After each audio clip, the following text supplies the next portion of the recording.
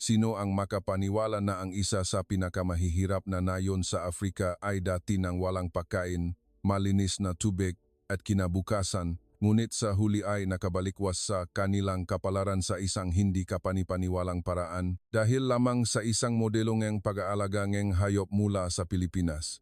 Hindi lamang ito kwento ng kahirapan, kundi ito ay kwento ng pag-asa na nagpabago sa buhay ng isang buong komunidad at nang ibunyak ang nangyari. Maging ang buong mundo ay namangha.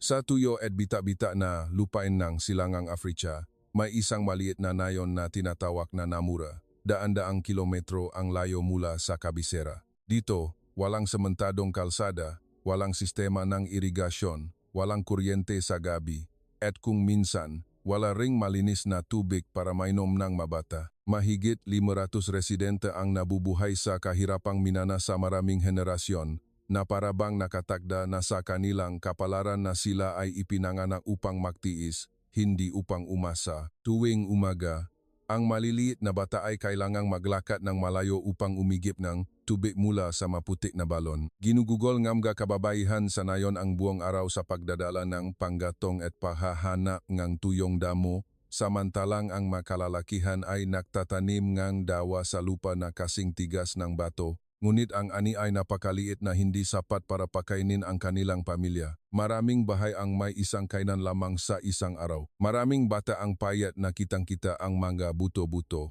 At marami sa mga matatanda ang nagsasabi ng walang pag-asa na ang Namura ay hindi pa nakakaroon ng himala. Ang pinuno na yon na si Masayo ay isang 60 taong gulang na lalaki na may pasan-pasan ang lahat ng paghihirap ng buong nayon sa kanyang nga mata. Nakita na niya ang mga organisasyon ng tulong mula sa iba't ibang bansa na nagbibigaying bigas, gamot at kumukuha ng mga litrato bago sila umalis na may pangako na gaganda ang kinabukasan. Ngunit pagkaraan ng maraming taon, lahat ay nanatili pa rin. Ang matulong na iyon ay panandalian lamang na nakapagpalitaw sa buhay. Ngunit hindi kailanman nagbago ang kanilang pamumuhay ng tunay.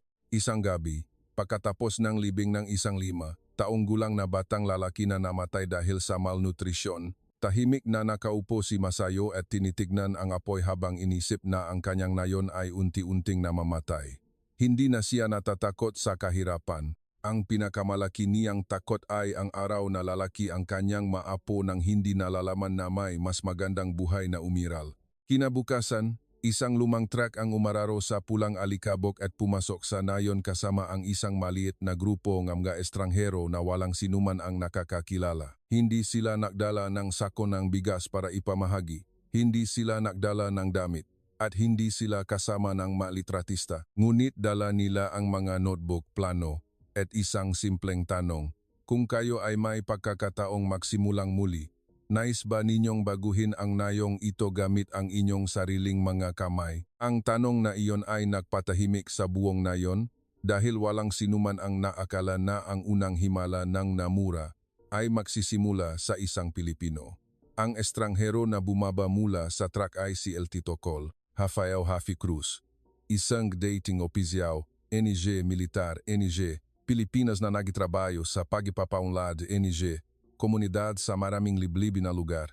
Hindi siya na isa kundi kasama niya ang isang maliit na grupo na binubuo ng isang veterinaryo, isang eksperto sa pagkain ng hayop at isang lokal na interpreter. Hindi sila nakasuot ng mamahaling damit, walang logo ng malaking organisasyon sa kanilang dibdib, at higit sa lahat, hindi sila nagsasalita tulad ng taong dumating upang magbigay ng tulong at pagkatapos ay umalis. Iniling ni LT Col Rafi Cruz, nagugulin lamang ang 7 araw sa nayon bago magpasya kung paano tutulong. Sa panahong iyon, naglakad siya at inobserbahan ang bawat sulok, tinitingnan ang kondisyon ng lupa, tubig, malumang kulungan ng hayop, maimbakan ng butil, at ang pamumuhay na mga residente ng detalyado. Napansin niya na kahit napakahirap ngang nayon, maraming pamilya ang dating naalaga ng kambing at manok, ngunit ang paraan ng pag-aalaga ay pabaya, na nagiging sanhingang madalas na pagkakasakit, mabagal na paglaki,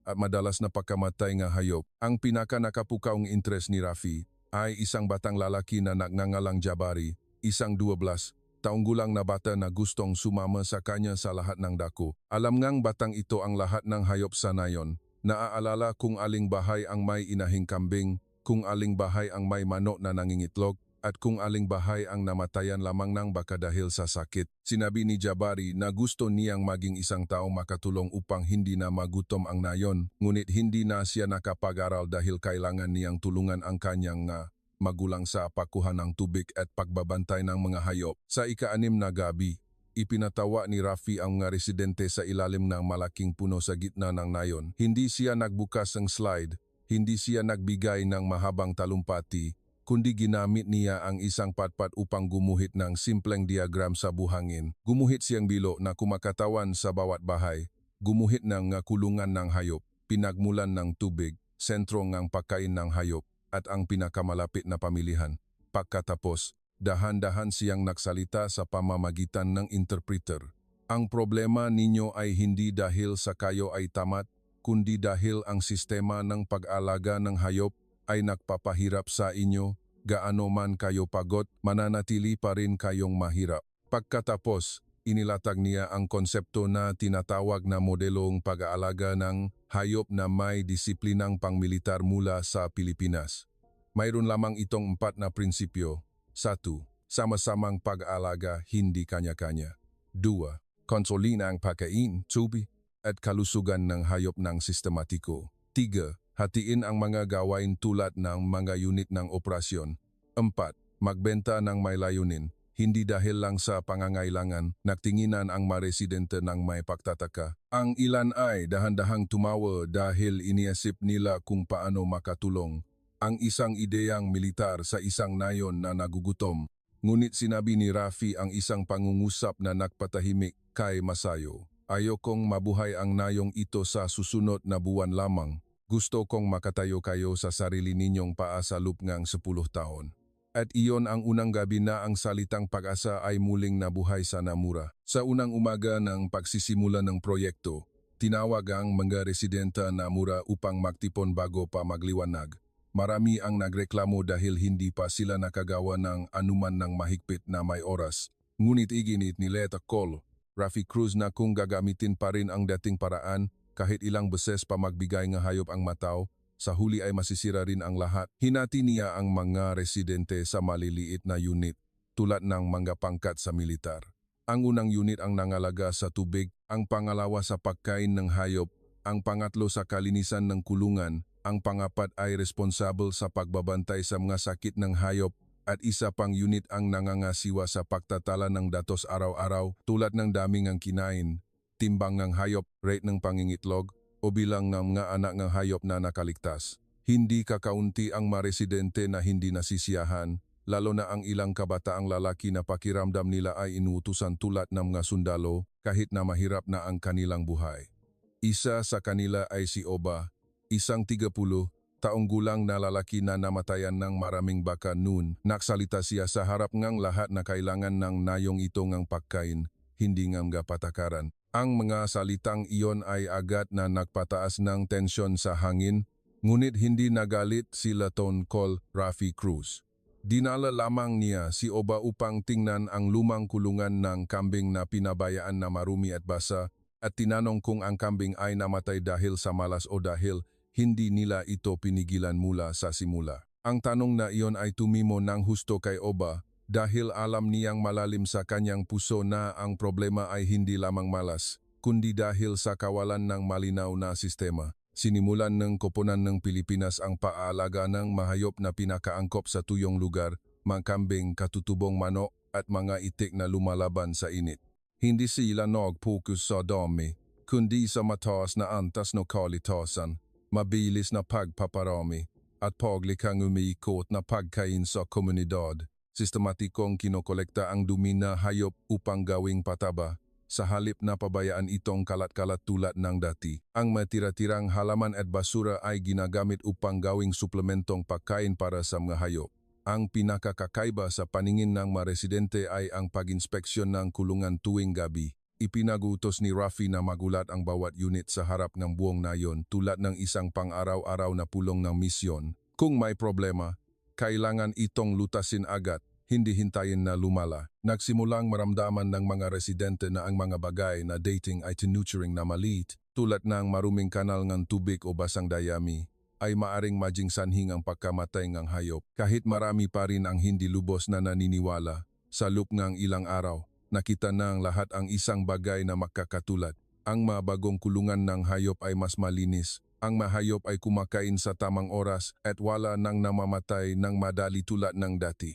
Ang nayon na dating nabubuhay ng araw-araw ay unti-unting natututo ng isang bagong salita, disiplina. At marahil, iyon lamang ang salitang nawawala sa kanila sa buong buhay nila. Kahit na nagsimula ng formal ang proyekto, ang ikatlong linggo ay naging pinakamahirap na panahon. Walang ulan sa loob ng maraming araw at mabilis na bumaba ang antas ng tubig sa pangunahing balon ng nayon. Ang madamo sa kalikasan ay natuyo at naging malutong na halos hindi na magamit para pakainin ang mga kambing. Nagsimulang mag-alala ang mga residente na ang modelong maganda sa papel ay masisira sa harap ng malupit na katotohanan ng kalikasan. Hindi lamang mula sa kapaligiran ang problema.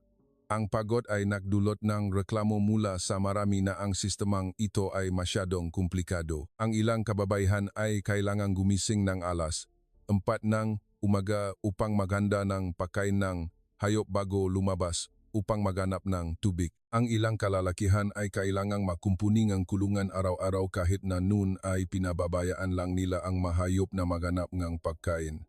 Kaya naman, may mga bumulong na ang mga Pilipino ay nagpapahirap sa buhay. Hindi nagpapadali. Ang pinakamalaking pagsubok ay nang biglang makasakit ang isang kambing. Umiyak ang mga bata dahil sa takot na mamatay ito tulad ng ibang hayop noon. Ginawa ni Oba ang pagkataon upang magsalita ng malakas sa harap ng lahat.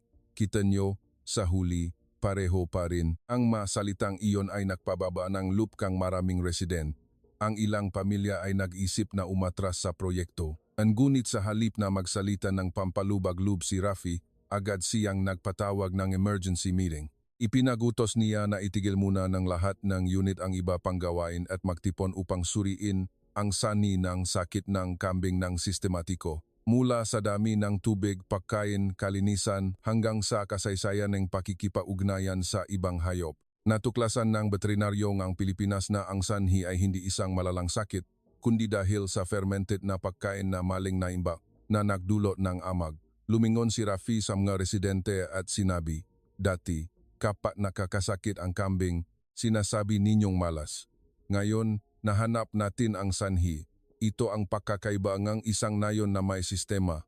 Ang masalitang iyon ay nagpatahimik sa buong pulong. Walang umangal dahil ito ang unang pagkakataon na ang isang problema ay nalutas sa pamamagitan ng lohika, hindi paniniwala o kawalan ng pag-asa. Ang kambing na iyon ay ginamot. At pagkaraan ng ilang araw ay muling nakatayo, naging simbolo ng hindi pagsuko. Nang gabing iyon, lumapit si Masayo kay Rafi at sinabi sa nanginginig na boses, "Hindi po kayo kinakalaban ng aking matao dahil galit sila sa inyo. Natatakot lang po silang muling mabigo." Dahon-dahong tumango si Rafi bago sumagot, "Alam ko, dahil ang mga pinakamatagal na mahirap ay kadalasang hindi nangangahas na umasa ng mataas."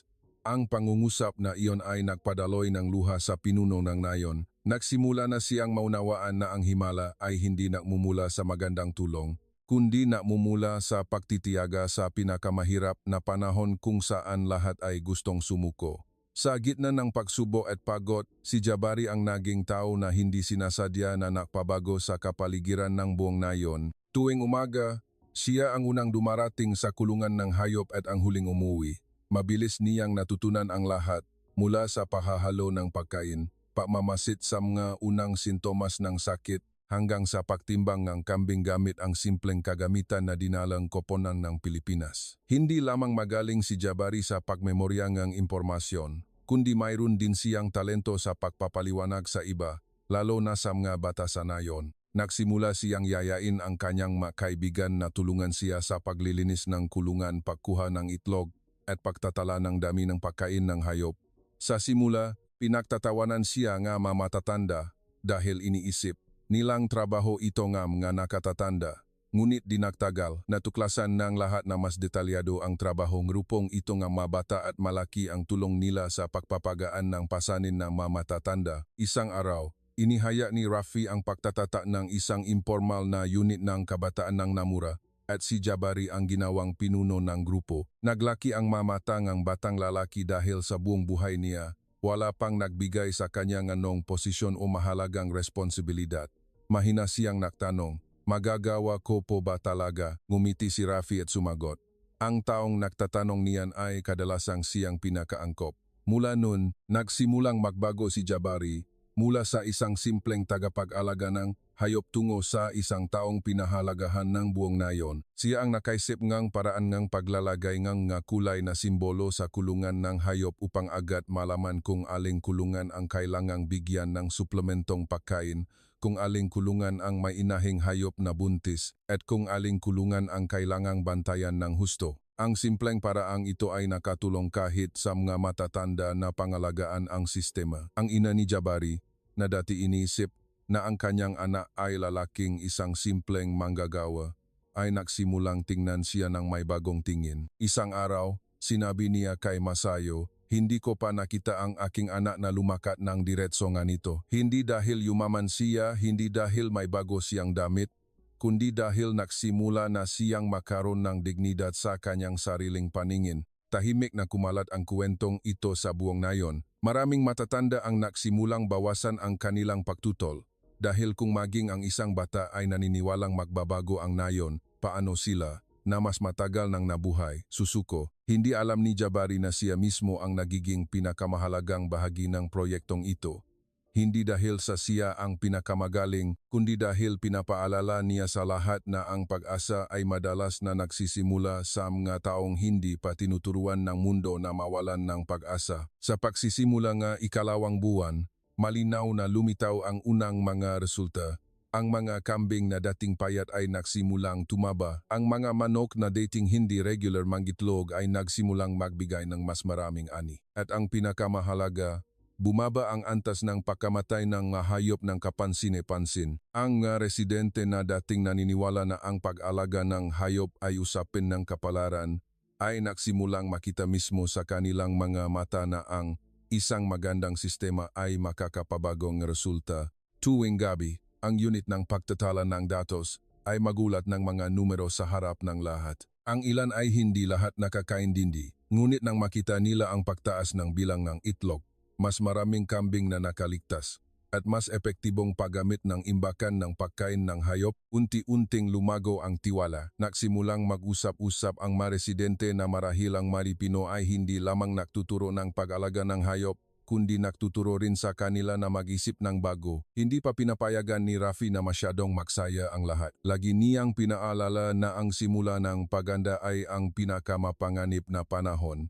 dahil kapag nagsimula ang kapabayaan, mas madaling masisira ang sistema kaysa sa simula. Kaya't idinagdag niya ang pagsasanay tungkol sa paghihiwalay ng mga hayop, pagpapalit ng lahi, at pagpaplano ngang pagbebenta ng hindi nakakaapekto sa pagpapalawak ng bilang sa hinaharap. Isa sa mga mahahalagang aralin ay ang bawal na pagbebenta ng magandang inahing hayop dahil lamang sa pangangailangan ng mabilis na pera. Ito ay isang bagay na paulit-ulit na ginagawa ngang mga residente noon, kaya hindi sila nakapagbuo ng seryosong yaman.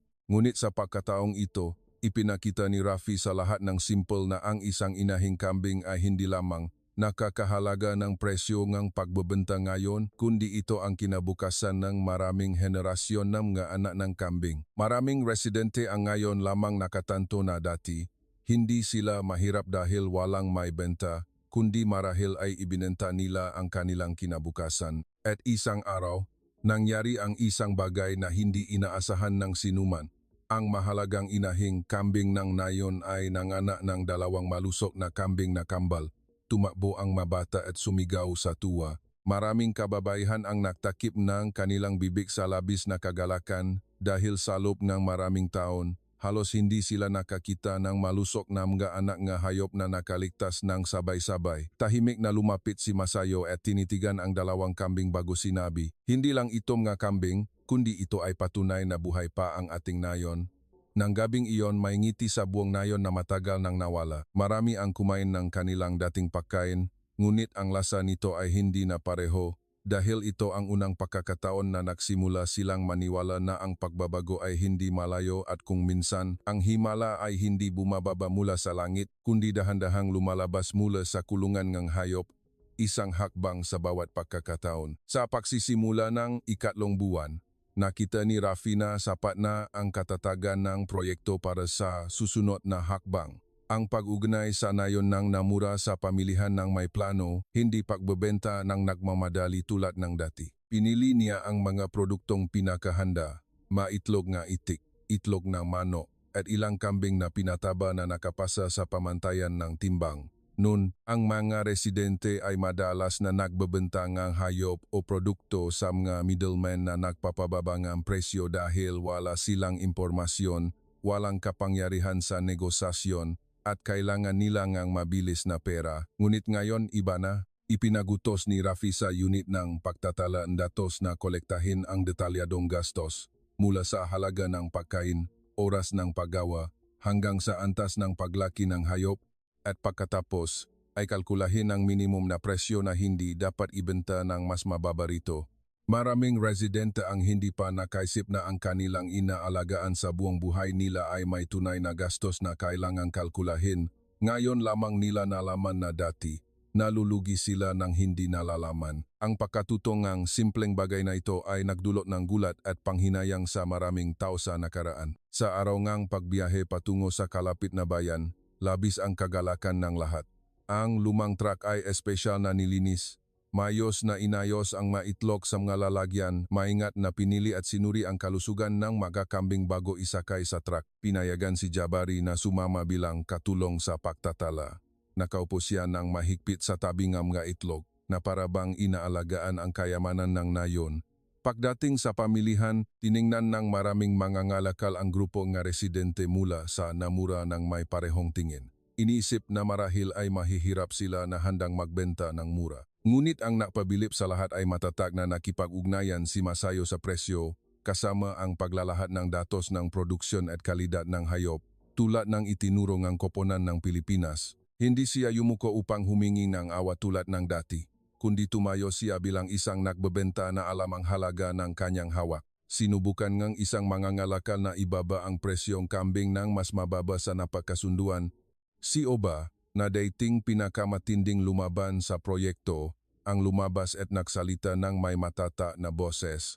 Hindi na kami magbebenta ng mura dahil sa takot. Ang masalitang iyon ay nagpadaloy ng ngiti sa mukha ni Rafi, na tahimik na nakatayo at nagmamasid. Sa unang pagkakataon, ang resulta ng araw na iyon ay higit pa sa inaasahan ng lahat. Nabenta lahat ng produkto ng mura sa isang araw at nakakuha sila ng halos 3 beses na mas malaking halaga kaysa sa dating nakukuha nila mula sa dating paraan ng pagbebenta. Nang bumalik ang truck, tahimik na nakaupo ang mga residente sa loop ng ilang sandali dahil marami ang hindi pa rin makapaniwala sa nangyari. Pagkatapos, marahan na lumabas ang tunog ng pag-iyak ng isang matandang babae.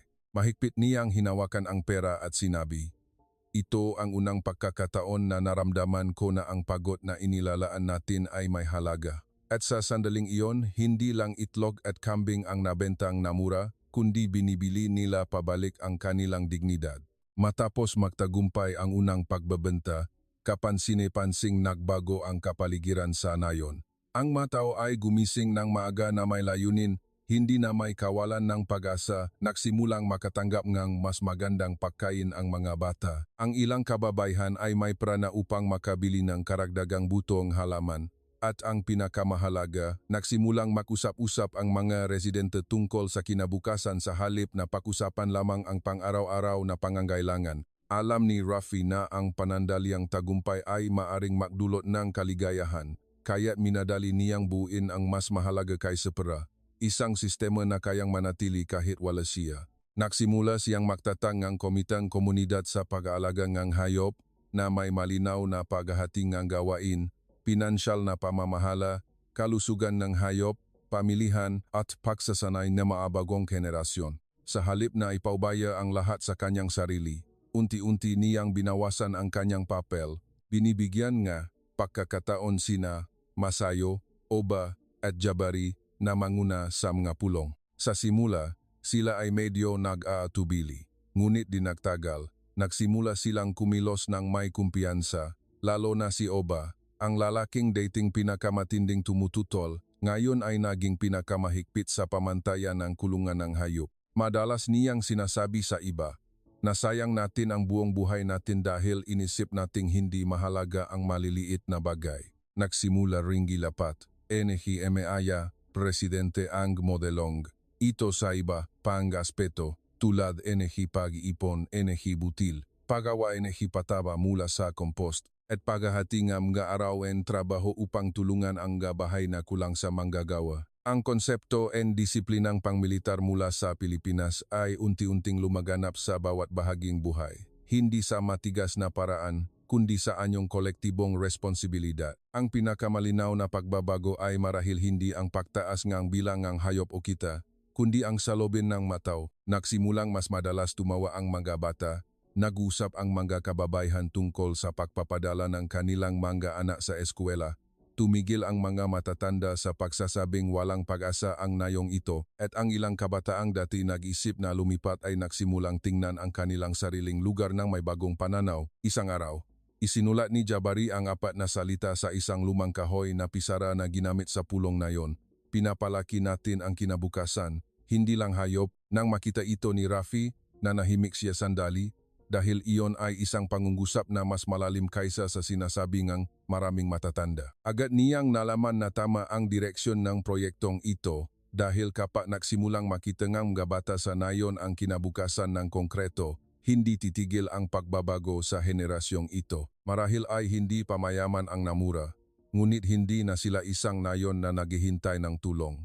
Nagiging isang komunidad sila na alam kung paano bumuo ang seguridad gamit ang kanilang sariling makamay. Ang pagbabagong namura ay hindi huminto sa nayon lamang. Matapos ang sunod-sunod na pagbebenta ng produkto, unti-unting kumalat ang balita tungkol sa nayon na dating pinakamahirap sa lugar ngunit nakabalikwas dahil sa mahigpit na sistema ng pag-alaga ng hayop. Nagsimulang magtanong ang mga mangalakal mula sa ibang pamilihan tungkol sa nayon na may malusok na kambing.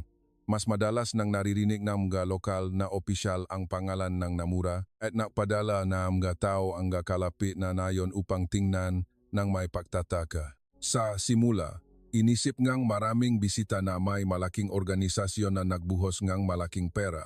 Ngunit pagdating nila, natuklasan lamang nila ang maayos na mga kulungan ngang hayop, mga nakasulat na iskediul sa dingding na kahoy, malinis na kanal ng tubig, mga sulat kamay na talaan ng datos, at ordinaryong mga residente na nagtatrabaho ng may disiplina na parabang ang buong nayon ay may isang puso na tumibo sa isang ritmo. Isang araw, dumating ang isang opisyal ng probinsya kasama ang isang maliit na grupo.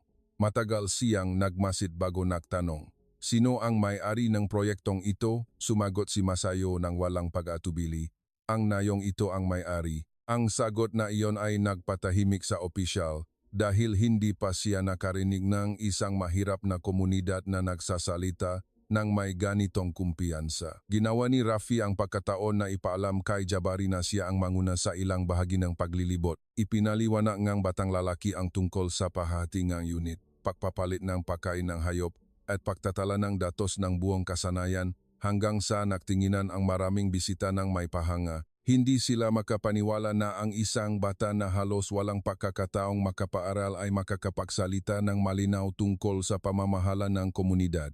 Di nagtagal, dumating din ang lokal na istasyon ng radyo upang interbiyuhin ang kuwento ng mali na nayon na lumaban sa paraan na kakaiba. Ikinuwento ang kanilang kuwento sa pamamagitan ng radio waves sa buong rehiyon. Tinawag ng marami itong himala ng Pilipinas. Ngunit sinabi ni Rafi sa lahat na hindi ito himala ng Pilipinas. Ito ay resulta ng mga residente na nangahas na baguhin ang kanilang sarili. Gayunpaman habang lumalayo ang kanilang pangalan, lumalapit ang bagong hamon dahil kapag nagsimulang tumingin ang mundo sa namura, hindi na ito isang maliit na nayon na nakikipaglaban upang mabuhay, kundi magiging isang halimbawa na binabantayan ng marami.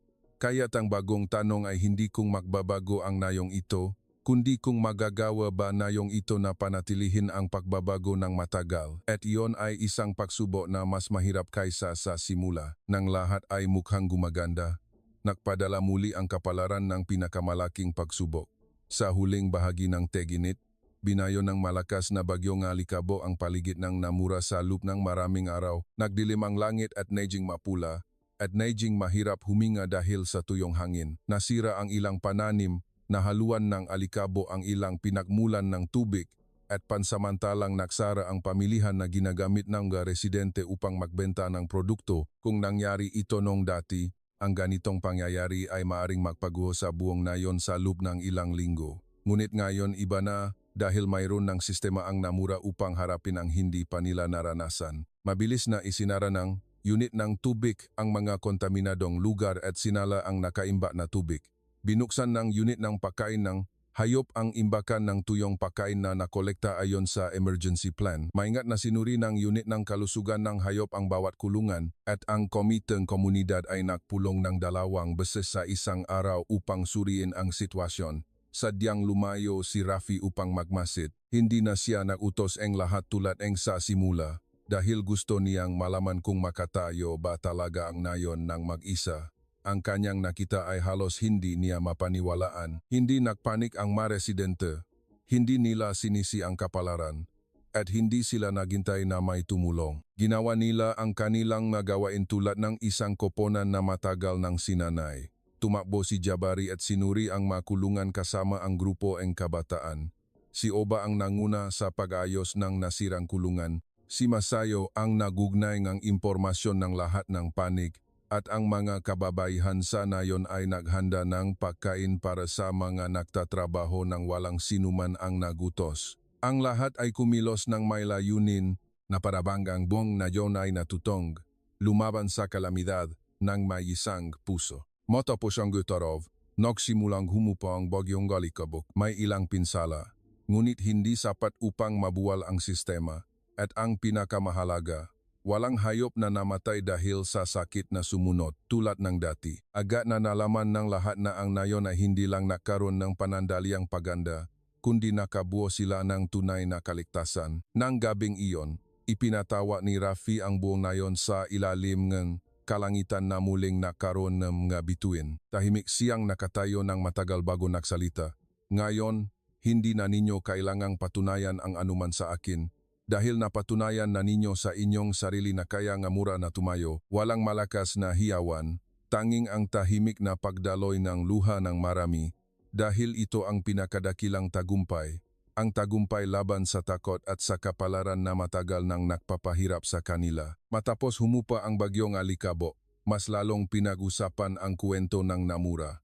Nagsimulang dumating ang mga opisyal na pagpapaunlad ng komunidad mula sa iba't ibang lugar upang mag-aral. Nagpunta ang malokal na mamahayag upang mag-shoot at maging ang mga kinatawan mula sa ilang internasyonal na organisasyon ay dumating upang tingnan mismo. Hindi sila dumating dahil sa nakakawan na larawan, kundi dahil gusto nilang maunawaan kung bakit ang nayon na dating isa sa pinakamahirap ay nakabawi ng mabilis at matatag kaysa sa maraming proyekto na gumagamit ng mas malaking budget. Ang napabilib sa mga bisita ay hindi lamang ang nakulungan nga hayop o ang produkto, kundi ang salobin ng mga residente. Ang lahat ay nagsalita sa isang direksyon na hindi na nila kailangan ng panandaliang donasyon, kundi kailangan nilang kaalaman, sistema, at patas na pagkakataon sa pamilihan. Ang ganitong mga salita ay halos hindi pa naririnig mula sa mga komunidad na dating tinitingnan bilang mga tagatanggap. Sa arawng pag-shoot ng isang maliit na dokumentaryo ng isang regional na media, tinanong ng reporter si Masayo, sa tingin ninyo ba ay nagdala ng himala ang mga Pilipino sa nayong ito? Ang matandang lalaki ay nanahimik sandali bago sumagot. Hindi po, nagdala sila sa amin ng salamin, upang makita namin na may lakas kami upang tumayo ng mag-isa. Ang sagot na iyon ay kumalat ng mas malayo kaysa sa inaasahan ng sinuman. Marami ang nagsimulang pag-usapan ang modelong Namura bilang isang prototype ng pagpapaunlad ng komunidad na gumagamit ng maliit na puhunan ngunit nagbibigay diin sa disiplina, pamamahala at pagmamay-ari ng komunidad. Ang pinaka-nakakapanindig balahibo ay nangyari isang araw nang magpadala ang kalapit na nayon ng kanilang kinatawan upang pag-aralan ang sistema mula sa Namura. Sa pagkakataong ito, ang nakatayo at nagtuturo sa harap ng kahoy na pisara ay hindi si Rafi, kundi sina Oba, Masayo at Jabari. Ipinaliwanag nila ng may kumpiyansa ang tungkol sa pagtatatag ng sistema ng kulungan, pagtatala ng datos, pag-organisa ng mga unit at pakliha nga pamilihan ng hindi umaasa sa mga Pilipino sa bawat hakbang. Tahimik na nakatayo si Rafi at nagmamasid. Ang kanyang matigas na mga mata ng sundalo ay medyo namula dahil ang larawan sa kanyang harapan ay ang sagot na matagal na niyang hinihintay. Iyon ang araw na ang mga tagatanggap ay naging tagapagbigay. Ang araw na ang nayon na dating naghihintay ng tulong mula sa mundo ay naging isang nayon na pinupuntahan ng mundo upang mag-aral. Hindi lang binago ng Namura ang kanilang kapalaran, kundi binabago nila ang kahulugan ng kahirapan sa paningin ng buong mundo. Ang umaga and pamamaalam ay dumating ng mas maaga kaysa sa gusto ng sinuman. Ang parehong lumang truck na dating umararo sa pulang alikabok noong unang araw ay nakaparada muli sa harap ng nayon, ngunit ngayon, lubos na kakaiba ang kapaligiran. Hindi na nakatayo ang mga bata na may pagdududa tulad nun. Hindi na niyakap nga kababayhan ang kanilang maanak sa takot at hindi na tinitigan ng makalalakihan ang mga Pilipino ng may kawalan ng tiwala. Nagtipon ang buong nayong sa gitna ng plaza sa ilalim ng parehong malaking puno na dating ginamit bilang unang lugar ng pulong. Lumapit si Masayo, hawa ang tungkod, kay Rafi bago nagbigay ng isang maliit na regalo, isang punyal na inukitan ng kahoy, gawa ng lokal na manggagawa. Dahan-dahan siyang nagsalita sa nanginginig na boses. Dati, inakala naming ang taong tutulong sa amin ay ang taong magdadala ng mga bagay. Ngunit itinuro ninyo sa amin na ang tunay na tumutulong sa amin ay ang taong nagpapaniwala sa amin sa aming sariling makamay. Tahimik na tinanggap ni Rafi ang regalo, tumingin siya sa paligid at nakita ang mayos na mga kulungan ng hayop, ang mga bata na may hawa na notebook, ang mga kababayhan na nag-usap tungkol sa pagpapalawa ng kawan ng kambing, ang mga kabataan na naayos ng imbakan ng pagkain ng hayop, at ang mga mata ng mga tao na hindi na madilim. Lumapit si Jabari sa kanya bilang huli. Ibinigay ng batang lalaki ang lumang notebook na ginamit niya sa pagtatala ng datos ng hayop. Sa unang pahina, may pangungusap na isinulat niya sa nanginginig na sulat. Sa unang araw, inakala kong dumating kayo upang tumulong sa pag-aalaga ng hayop. Ngayon, alam ko na dumating kayo upang gisingin ang nayon. Ang maksalitang iyon ay napadaloy ng ngiti sa muka ni Rafi kahit na lumuluha siya. Ipinatong niya ang kanyang kamay sa balika ng batang lalaki at sinabi, "Ngayon, ikaw ang kailangang gumising sa ibang lugar." Dahan-dahang umalis ang truck mula sa Namura sa gitna ng pagwawagayweng kamay ng pamamaalam, ngunit walang humiling sa kanila na manatili dahil sa pagkakataong ito, hindi naramdaman ng mga residente na nawawalan sila ng tulong. Alam nilang handa na silang ipagpatuloy ang paglalakbay at iyon ang tunay na himala. Hindi ang pinakamahirap na nayon na nagkaroon ng mas maraming pera. Hindi ang pagkamangha ng mundo, hindi ang pagpuri sa modelo mula sa Pilipinas, kundi ang matao na dating naniniwala na wala silang pag-asa ay tumayo ng marilag at nagsabi sa mundo, "Hindi na kami biktima ng kapalaran dahil sa huli." Ang himala ay hindi nagmumula sa isang tao, kundi nangyayari kapag ang buong nayon ay nagpasya na hindi nasusuko sa buhay. Ang kwento ng nayong ito ay nagpapatunay na ang himala ay hindi nagmumula sa malas, kundi nagmumula sa disiplina, pakikipagtulungan, at hindi pagsuko. Mula sa isang nayon na halos nalimutan ng mundo, ngayon ay muli silang nakatayo gamit ang kanilang sariling makamay. Kung nakapanood ka hanggang dito, huwag kalimutang i-like, i-share, at i-subscribe dahil marami pa ring totoong kwento sa mundong ito na mas nakakamangha kaysa sa mga pelikula.